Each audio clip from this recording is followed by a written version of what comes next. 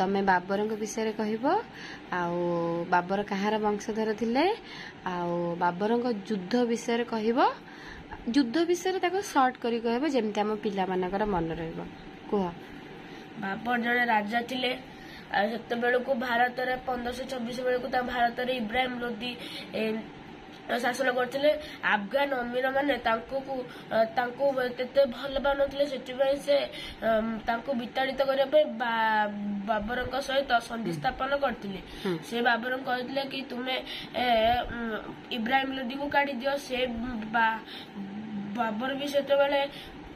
भारत जय कर इच्छा प्रकाश करते गोटे भल सुनार सुजोग मिलू से भारत को जय करने को आसिले इब्राहिम लोदी सहित 1526 मसीह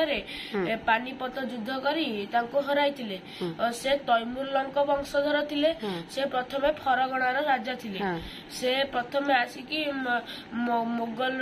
मूलदुआ पकाई तापर से 1526 पर 1527 पुणी खानुआ युद्ध करते राणा संगल सहित राणा संगल सहित